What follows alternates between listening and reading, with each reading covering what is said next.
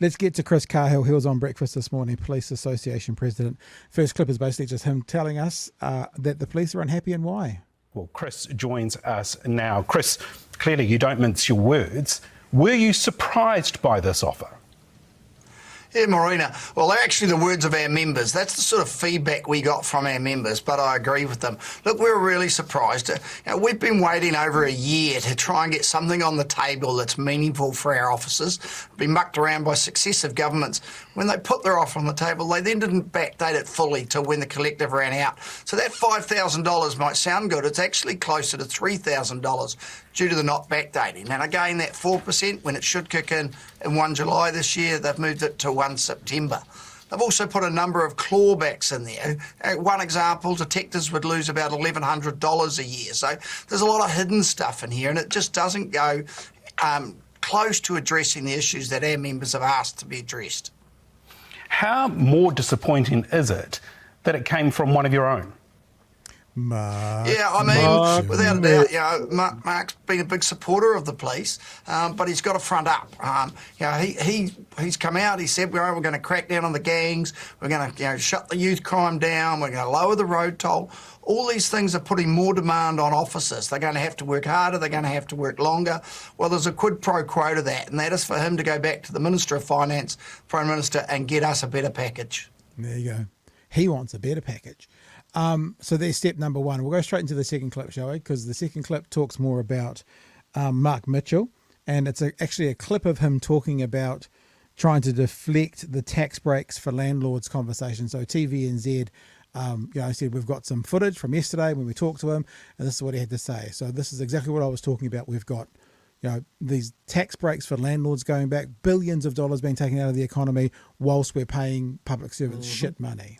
Are two entirely separate things. What we've said is that we want to strengthen our economy, and when you're talking about renters, the problem that we've got there is that people that are renting houses have had a massive increase in their rent, and we're in a cost of living crisis. So literally often every dollar matters, and so that is why we're dealing with that issue.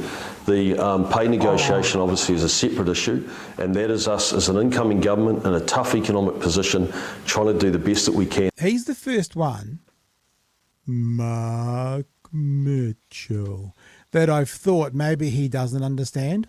Like all the other ones, I go, they know, they're just choosing not to understand it.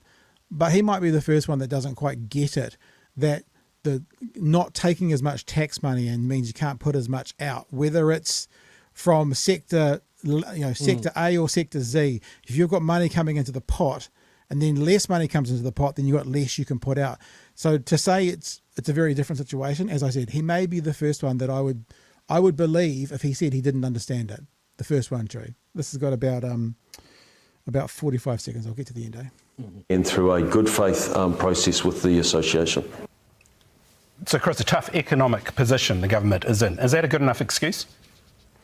Well, they've got choices. I mean, cost of living crisis, they're dead right. Police officers are facing that as well. I got a report yesterday. Good answer. Officers, both in the police, have had to move home to live with their parents so they can get renters in to actually pay their mortgage. Others, who have got $50 to spare a fortnight after paying their mortgage and their rates.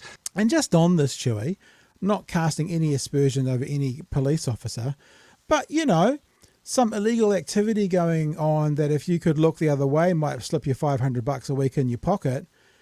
You can just see how some people might feel they're a police officer, they've got a Glock on their waist, but they still may feel desperate enough financially to make stupid decisions. I mean, if you don't pay them enough to do their job to live comfortably, they may look for income elsewhere, whether that's through legal means or illegal means. And these people who are running into the criminal community all the time, I'm sure have lots of opportunities that come before them to, make a bit here and there, and they're choosing not to, going, well, these guys have got their $1 million apartments and that, and I'll just go back to my $50 a week left over after everything's paid. You know what I'm saying?